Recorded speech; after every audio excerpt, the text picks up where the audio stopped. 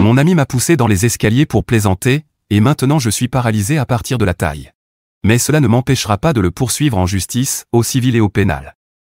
Salut Reddit. Je ne sais pas vers qui me tourner. J'écris ceci parce que ma vie a basculé à 180 degrés, d'une manière que je n'aurais jamais imaginée, tout ça à cause d'une blague stupide et insensée. J'ai 23 ans, et je suis ami avec Matt, 24 ans, depuis 10 ans. Il a toujours été le rigolo du groupe, celui qui aime repousser les limites, ce qui n'est pas exactement le meilleur choix de mots en ce moment. Mais il y a 3 semaines, son idée d'une blague a changé ma vie à jamais. C'était lors d'une fête d'anniversaire chez un ami. La soirée avait commencé comme n'importe quelle autre, bonne ambiance, quelques verres, et des plaisanteries sans conséquence. Matt était de bonne humeur, racontant des blagues comme toujours. Ça faisait partie de sa personnalité, parfois agaçante, mais il n'avait jamais franchi une ligne dont il ne pouvait revenir, du moins, jusqu'à maintenant. Vers minuit, je descendais les escaliers pour aller chercher à manger. J'avais à peine descendu quelques marches quand j'ai senti une poussée violente dans le dos. Matt riait et a dit « Dépêche-toi, escargot ». Avant que je ne puisse réagir, mon pied a raté une marche et tout s'est brouillé. Je suis tombé dans les escaliers et j'ai atterri lourdement. L'impact m'a causé une douleur atroce. Les gens se sont rassemblés autour de moi, paniqués, appelant le 911. Matt était resté figé en haut des escaliers, livide, répétant qu'il n'avait pas voulu que ça arrive. À l'hôpital, j'ai essayé de rester optimiste, en me disant que ça ne pouvait pas être si grave, peut-être une entorse ou une fracture. Mais après une série de scanners et d'examens, le médecin m'a annoncé les dégâts. Ma colonne vertébrale était fracturée, et la blessure suffisamment grave pour causer une paralysie permanente à partir de la taille. À cet instant, mon monde s'est effondré. Je n'arrivais même pas à comprendre ces mots. Le médecin continuait de parler, mais tout ce que j'entendais, c'était un silence assourdissant dans ma tête. Ma vie, telle que je la connaissais, était terminée. Je ne marcherai plus jamais. Ma famille est arrivée peu après. Ma mère pleurait de manière incontrôlable. Mon père essayait de rester digne, mais ses yeux étaient rouges. Ma petite sœur se tenait dans un coin, pâle et silencieuse. Les voir m'a fait réaliser à quel point tout cela était réel. J'essayais encore de me convaincre que ce n'était pas le cas, mais leur visage confirmait tout. Matt est venu me voir le lendemain. Je pensais qu'il venait pour vraiment s'excuser, pour montrer qu'il comprenait ce qu'il avait fait. Mais ce qu'il a dit n'a fait qu'empirer les choses. Je voulais pas, mec. C'était juste une blague. Il n'a cessé de répéter ça, comme si ces mots pouvaient annuler les dégâts. J'étais trop épuisé et sous médicaments pour argumenter, mais à l'intérieur, je hurlais. Ces dernières semaines à l'hôpital ont été les plus difficiles de ma vie. Chaque jour est un combat que je n'ai jamais demandé. La rééducation est éprouvante, physiquement et émotionnellement. Les choses que je prenais pour acquises, sortir du lit, aller aux toilettes, même simplement m'asseoir, sont maintenant des défis monumentaux. Les infirmiers et les thérapeutes sont gentils, mais je vois la pitié dans leurs yeux. Mes amis et ma famille viennent souvent, et même si je leur suis reconnaissant pour leur soutien, je ne peux m'empêcher de me sentir comme un poids. Le pire, c'est de voir ma mère pleurer quand elle pense que je ne regarde pas. Je déteste être devenu une source de douleur pour ceux que j'aime. Matt est revenu plusieurs fois, mais chaque visite est comme du sel sur une plaie. Il essaie d'agir comme si rien n'avait changé, faisant des blagues, disant « on va s'en sortir ». Mais ce n'est pas vrai. Du moins, pas pour moi. Je ne peux pas faire comme si rien ne s'était passé. Il m'a volé ma liberté, mon indépendance, la vie que j'aurais dû avoir. Matt était censé être mon meilleur ami, quelqu'un en qui j'avais une confiance totale.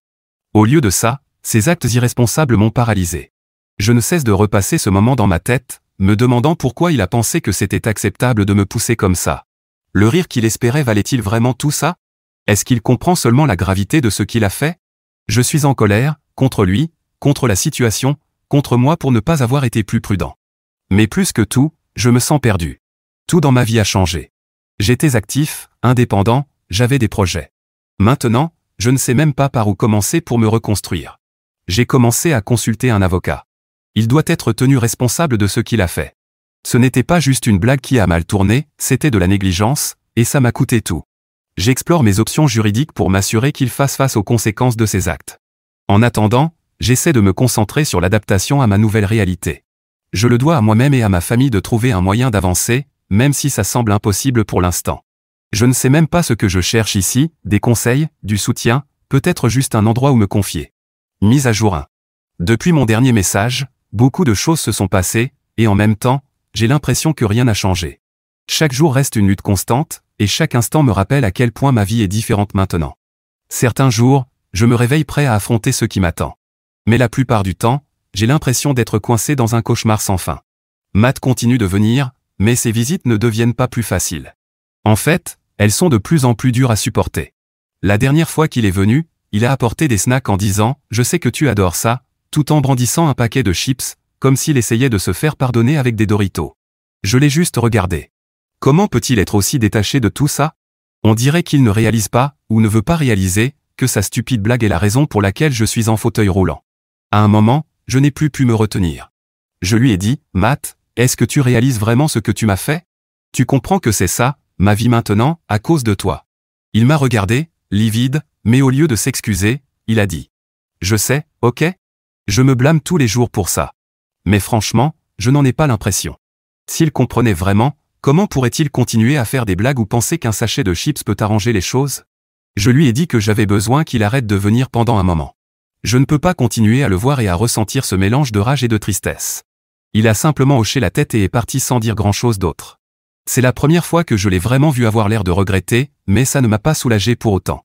Sur les conseils de ma famille et de certains amis, j'ai officiellement lancé une procédure judiciaire. J'ai déposé une plainte pour préjudice corporel contre Matt. J'ai besoin de ça pour tourner la page. Ce n'est pas juste une question d'argent, même si, en réalité, les frais médicaux s'accumulent rapidement. C'est une question de responsabilité. Il ne peut pas s'en sortir avec juste un ego blessé pendant que je dois reconstruire toute ma vie. Mon avocat m'a dit que ce genre d'affaire peut être compliqué, car prouver l'intention est difficile, et que la blague de Matt n'était pas malveillante. Mais peu importe si c'était malveillant ou non, c'était irresponsable. Je m'en fiche qu'il ne voulait pas me blesser, il l'a fait. Ma famille a été incroyable tout au long de cette épreuve, mais je vois les fissures apparaître. Mes parents font de leur mieux pour rester forts, mais le stress les ronge. Ma mère se blâme sans arrêt, disant des choses comme « si seulement je t'avais appris à être plus prudent avec des gens comme Matt », ce qui n'a aucun sens. Ce n'est pas sa faute, et ce n'est pas la mienne non plus. Mon père, lui, est plus silencieux que d'habitude. Il passe la plupart de ses visites assis à côté de moi, me tenant la main ou parlant de trucs anodins comme le sport ou les films. Je sais qu'il essaie de me changer les idées, mais je vois aussi la douleur dans ses yeux quand il pense que je ne regarde pas. Le plus dur, c'est de faire face à ma petite sœur. Elle n'a que 16 ans et m'admire énormément. La voir pleurer la première fois qu'elle est venue à l'hôpital m'a brisé comme jamais. Maintenant, elle essaie de faire bonne figure, elle plaisante, agit comme si tout était normal, mais je vois clair dans son jeu. Je m'adapte toujours à la vie en fauteuil roulant, et honnêtement, c'est encore plus difficile que ce que j'imaginais. Tout demande un effort énorme. Tu veux une collation dans la cuisine? Prévoyez 5 minutes de plus pour y aller. Besoin d'aller aux toilettes? Espérons que la porte soit assez large. C'est frustrant, et parfois, même les choses les plus simples semblent impossibles. Ce à quoi je n'étais pas préparé, c'est le regard des autres. Certains évitent totalement le contact visuel, tandis que d'autres me fixent comme si j'étais une curiosité. Je suis sorti pour la première fois la semaine dernière pour acheter quelques essentiels, et la caissière s'est penchée au-dessus du comptoir et m'a dit « Vous êtes tellement courageux ». Je sais qu'elle voulait bien faire, mais j'ai trouvé ça condescendant. Je ne me sens pas courageux. Je me sens comme quelqu'un qui essaie juste de survivre. L'aspect mental de tout ça est tout aussi brutal, sinon pire. Certains jours, je me sens complètement engourdi. D'autres jours, je suis tellement en colère que j'ai du mal à réfléchir. Je suis en colère contre Matt, contre moi-même, contre l'univers. Je rejoue ce moment encore et encore, en pensant à toutes les façons dont cela aurait pu se passer autrement. Est-ce que ça serait arrivé si j'étais resté à l'étage 5 minutes de plus? Si j'avais attrapé la rampe à temps? C'est un cercle vicieux, mais je n'arrive pas à l'arrêter. Je fais aussi le deuil de l'avenir que je croyais avoir. Je voulais voyager, faire de la randonnée, peut-être même courir un marathon un jour. Aujourd'hui, tout ça semble être un rêve lointain. Les gens me répètent que je peux encore avoir une vie pleine, et je sais qu'ils ont raison, mais c'est difficile à croire en ce moment. J'essaie de me concentrer sur ce que je peux contrôler. La kinésithérapie est épuisante, mais je me force à continuer. Mon thérapeute dit que chaque petit progrès compte, même si on ne le ressent pas sur le moment. J'ai aussi commencé à écrire dans un journal plus souvent, ce qui m'aide à traiter certaines émotions accablantes. Quant à Matt, je ne sais pas si notre amitié peut survivre à ça. Pour l'instant, je ne peux pas imaginer lui pardonner, peut-être que ça changera avec le temps. Ou peut-être pas. Tout ce que je sais, c'est que j'ai besoin d'espace pour guérir, physiquement et émotionnellement. Je ne sais pas ce que l'avenir me réserve, mais j'essaie d'avancer un jour à la fois. C'est tout ce que je peux faire pour l'instant. Merci de m'avoir lu, Reddit. Écrire ceci a été libérateur, et si quelqu'un a des conseils pour faire face à ce genre de situation, je suis preneur. Mise à jour 2. Cela fait quelques semaines depuis ma dernière mise à jour et, honnêtement, les choses vont à la fois mieux et pire. Mieux, parce que j'apprends lentement à m'adapter à cette nouvelle réalité. Pire, parce que le poids de ce qui s'est passé ne disparaît pas, il change simplement de forme, apparaissant sous des angles inattendus. Une chose à laquelle je ne m'attendais pas, c'est à quel point mon cercle social se diviserait. Je pensais que tout le monde se réunirait pour me soutenir, mais au lieu de ça, j'ai l'impression qu'ils prennent parti.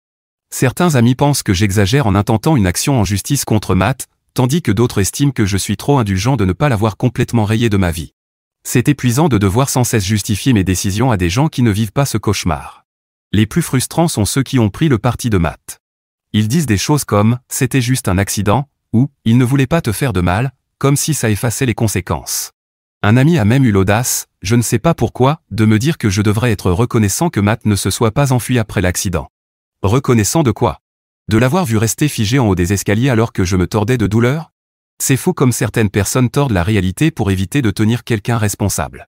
Et puis il y a Matt.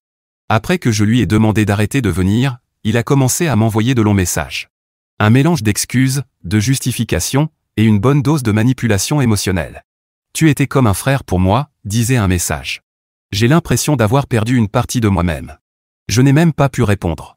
Chaque fois que mon téléphone vibrait avec un message de lui, c'était comme un coup de poing dans l'estomac. Je l'ai bloqué maintenant, mais pas avant qu'il m'envoie un dernier message. J'imagine que je suis la pire personne du monde. Merci de me faire me sentir comme une merde. Comme si c'était moi qui devais me sentir coupable pour la position dans laquelle il se trouve. Le week-end dernier, mes parents m'ont invité à dîner. Ils ont dit qu'ils voulaient juste passer un moment en famille, mais dès mon arrivée, j'ai senti que quelque chose n'allait pas. Ma mère avait l'air nerveuse, et mon père évitait mon regard. Il n'a pas fallu longtemps pour comprendre pourquoi Matt était venu chez eux sans prévenir. Il leur a dit combien il était désolé et qu'il ferait n'importe quoi pour arranger les choses. J'ai explosé. J'ai dit, vous croyez que ces sentiments m'importent en ce moment?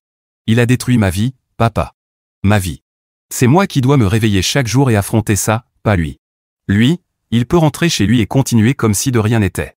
Ma mère a essayé de me calmer, disant qu'il s'inquiétait pour moi, à cause de la colère que je ressens. Mais ce n'est pas juste de la colère, c'est de la trahison. Matt, ce n'était pas n'importe qui. C'était censé être mon meilleur ami. Quelqu'un en qui j'avais confiance. Je sais que ce n'est pas la faute de mes parents, ils faisaient juste passer un message, mais je n'étais pas en état, et j'ai craqué. Plus tard dans la soirée, après le dîner, mon père m'a dit que peut-être il était temps de porter plainte au pénal contre Matt.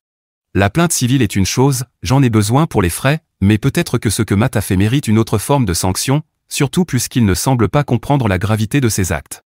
Et je pense qu'il a raison. Jusqu'à présent, je n'y avais pas vraiment pensé, parce qu'il était autrefois mon ami, mais ce n'est plus le cas. Le procès civil est en cours, et je peux vous dire que c'est une autre source de stress. L'avocat de Matt a contacté le mien pour proposer un règlement à l'amiable. L'offre était insultante, à peine de quoi couvrir une partie de mes frais médicaux. C'est comme s'il pensait que j'allais accepter n'importe quoi et passer à autre chose. J'ai dit à mon avocat qu'on refusait.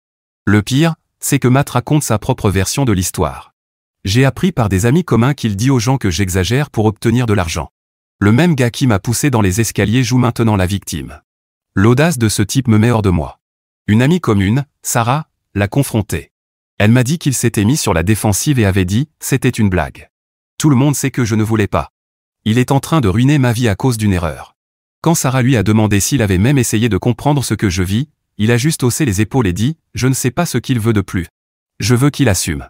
Je veux qu'il arrête de jouer à la victime et qu'il prenne ses responsabilités pour ce qu'il a fait. » Est-ce que c'est trop demandé?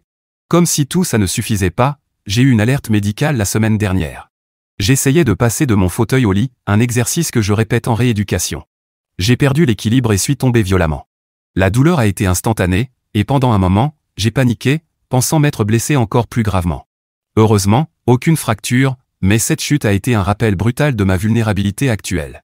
Je ne peux même plus faire une chose aussi simple que me coucher sans risquer de me blesser sérieusement.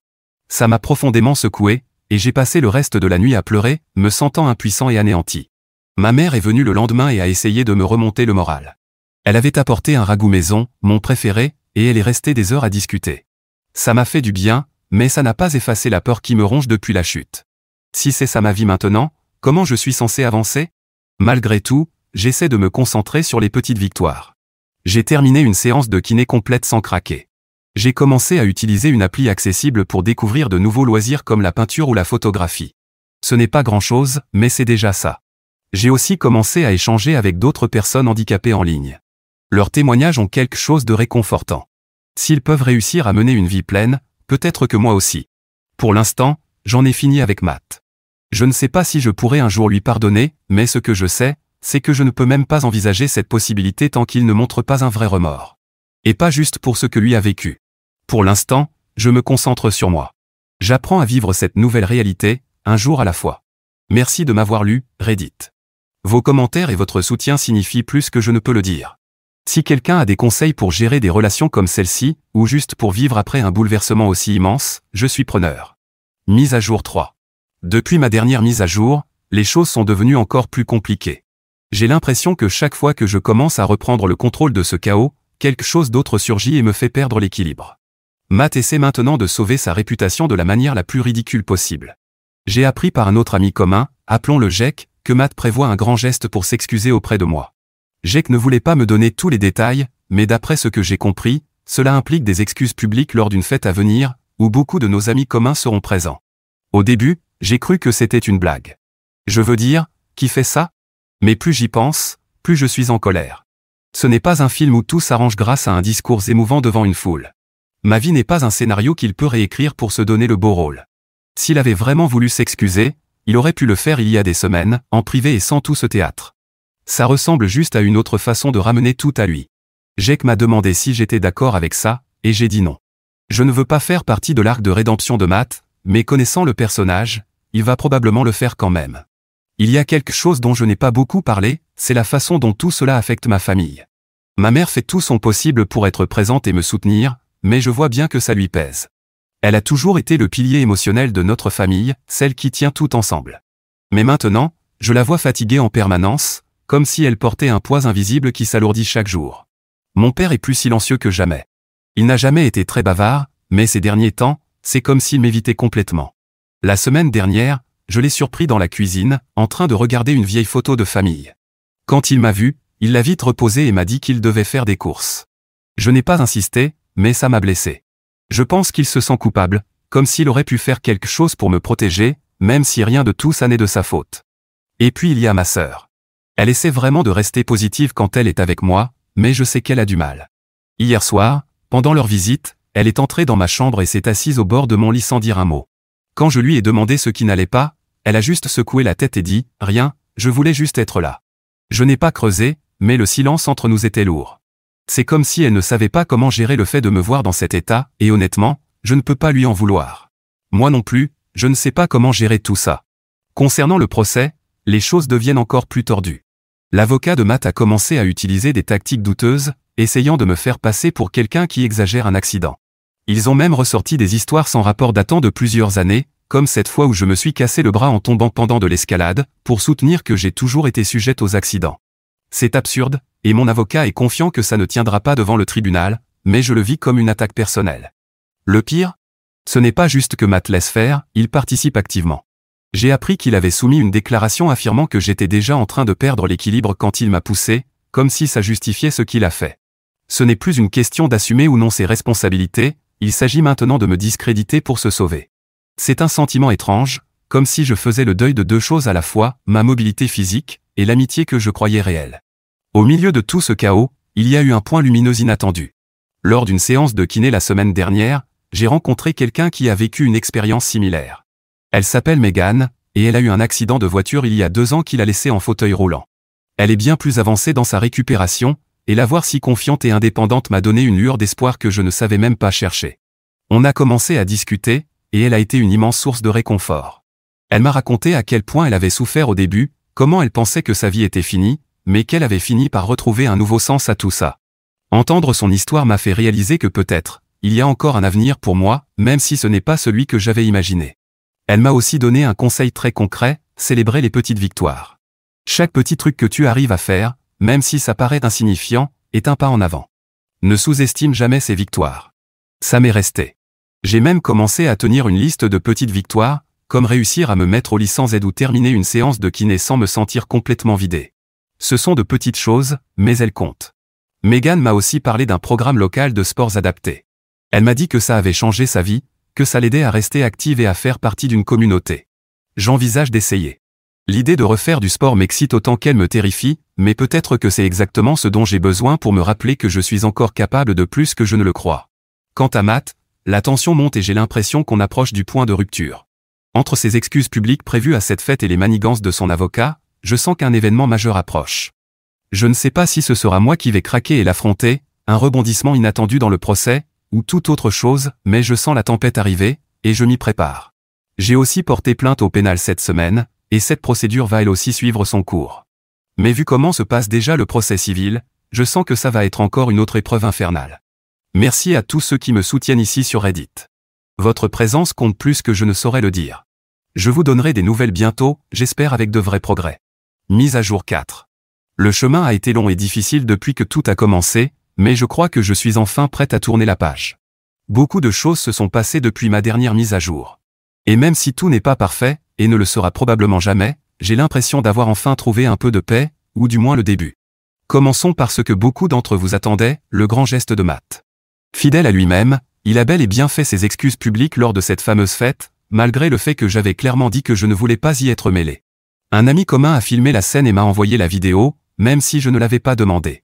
Sur la vidéo, on voit Matt debout devant tout le monde, un verre à la main comme s'il faisait un toast. Il parlait de combien il était désolé, combien il regrettait ce qui s'était passé, et à quel point il espérait qu'un jour je pourrais lui pardonner. C'était théâtral et émotionnel, avec de longues pauses et des gestes exagérés, comme s'il passait une audition pour un soap-opéra. Quand il a terminé, tout le monde a applaudi, comme s'il venait de livrer un discours digne des Oscars. En regardant la vidéo, je n'ai pas ressenti la catharsis ni la clôture qu'il espérait sans doute provoquer. Si quelque chose, cela m'a rendu encore plus en colère.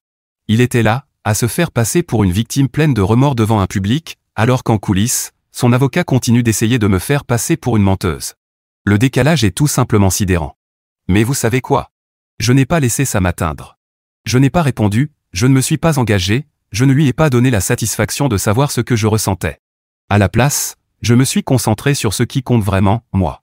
Après des mois d'aller-retour, le procès a enfin abouti à une résolution.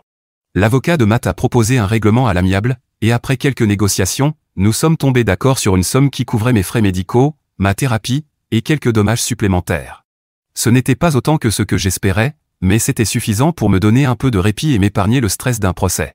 Après l'accord, Matt m'a envoyé un dernier message avec le numéro de téléphone de sa mère. Quelque chose du genre, j'espère que ça t'aidera à tourner la page. Je suis désolé pour tout.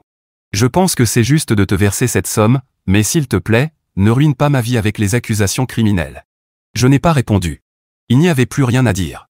J'ai simplement transféré le message à mon avocat, au cas où cela pourrait être utile. Sur un autre sujet, j'ai commencé à retrouver un nouveau rythme de vie. Le programme de sport adapté que Megan m'a fait découvrir a complètement changé la donne. J'ai commencé le basket en fauteuil roulant. Je suis encore en phase d'apprentissage, mais le sentiment de communauté et de camaraderie est incroyable. Cela me donne une raison de me lever le matin, et me rappelle que je suis capable de bien plus que je ne le pensais. J'ai aussi repris d'anciens passe-temps, mais sous un nouveau jour. La photographie occupe désormais une grande place dans ma vie, et je prends des clichés sous des angles uniques, au sens propre comme au figuré. Megan et moi sommes devenus de bonnes amies. Elle est un soutien constant. Elle m'a même aidé à trouver un appartement accessible plus près du centre-ville, avec un meilleur accès aux ressources et aux activités. Ma relation avec ma famille s'est également améliorée. Mon père et moi avons enfin eu une vraie conversation la semaine dernière. Il m'a avoué qu'il m'évitait parce qu'il se sentait coupable de ne pas avoir pu réparer ce qui s'était passé. Je lui ai dit qu'il n'avait rien à réparer, le simple fait d'être là pour moi est suffisant. C'était une conversation crue et pleine d'émotions, mais elle nous a rapprochés. Et je pense que nous en avions tous les deux besoin. Ma mère a été mon pilier tout au long de cette épreuve, et j'essaie de lui montrer chaque jour à quel point je lui suis reconnaissante pour tout ce qu'elle a fait. Quant à ma sœur, elle commence enfin à se détendre à nouveau en ma présence. On regarde nos vieilles séries ensemble, et on rit des mêmes blagues idiotes comme avant. Ça fait du bien de retrouver ce lien. Beaucoup de gens me demandent si je finirai par pardonner à Matt. La vérité, c'est que je ne sais pas. Le pardon, ce n'est pas quelque chose que l'on fait pour l'autre personne, c'est quelque chose que l'on fait pour soi. Et pour l'instant, je ne suis pas dans cet état d'esprit. Peut-être qu'un jour, je me réveillerai avec l'envie de lâcher prise, de me libérer de la colère et de la trahison. Mais pour le moment, je me concentre sur ma guérison, et j'avance. Ce que j'ai appris, c'est que pardonner ne veut pas dire oublier, ni laisser quelqu'un revenir dans ta vie, cela signifie simplement se libérer de l'emprise que ses actes ont sur toi. J'y travaille, un jour à la fois. Ce parcours n'a pas été facile, mais il m'a appris énormément, sur la résilience, sur les gens qui comptent vraiment, et sur moi-même. J'ai compris que la vie ne suit pas toujours le plan qu'on avait imaginé. Mais ça ne veut pas dire qu'elle est finie. Ça signifie juste qu'il faut s'adapter, trouver de nouveaux chemins, et un nouveau but. Je ne suis plus la personne que j'étais avant l'accident, et je ne le serai jamais plus. Mais peut-être que ce n'est pas une mauvaise chose. Peut-être que c'est ma chance de me reconstruire, plus forte, avec un sens renouvelé de ma place dans ce monde. Maintenant, je n'ai plus qu'à attendre de voir comment l'affaire criminelle va se terminer. J'espère qu'au moins, cela apportera un certain sentiment de clôture. Merci, Reddit, de m'avoir accompagné dans ce parcours. Vos encouragements, vos conseils, même votre simple présence ont compté bien plus que je ne pourrais jamais l'exprimer. Mise à jour 5. Maintenant que mon ami est enfin puni pénalement pour ce qu'il m'a fait, je pense que c'est le bon moment pour donner une nouvelle mise à jour. Ça fait un moment depuis la dernière, et oui, mon ami a été reconnu coupable. Il a été condamné à seulement 3 ans de prison pour l'agression, ce qui me semble trop peu. Je veux dire, dans 3 ans il pourra sortir et reconstruire sa vie, il pourra marcher, recommencer à zéro, alors que dans 3 ans, moi, je serai toujours en fauteuil roulant. C'est injuste. Mais le seul réconfort que j'ai, c'est de savoir qu'on ne sort pas de prison comme on y est entré. Quelque chose en lui changera, et j'espère que cela le hantera pour le reste de sa vie. Je sais que c'est une pensée sombre, et j'ai fait des progrès, mais certains jours sont plus durs que d'autres, et aujourd'hui n'est clairement pas l'un de mes bons jours. Malgré tout, je m'étais promis de poster cette mise à jour, et j'aime aller au bout de mes engagements. Quant à ma vie, je continue de m'adapter. Même si j'ai beaucoup progressé dans ma façon de voir le monde, il y a encore des jours où je me sens frustré. Je ne veux pas terminer sur une note négative, alors je dirais aussi que j'ai de bons jours et j'essaie de les savourer autant que possible. Pour ceux qui demandent si les 2 procès m'ont apporté une forme de clôture, honnêtement, aujourd'hui je dirais non. Peut-être que dans quelques semaines, quelques mois ou quelques années, j'aurai une autre réponse. Je l'espère. Merci à toutes les personnes ici sur Reddit qui ont pris soin d'une parfaite inconnue et m'ont soutenu avec autant de sincérité.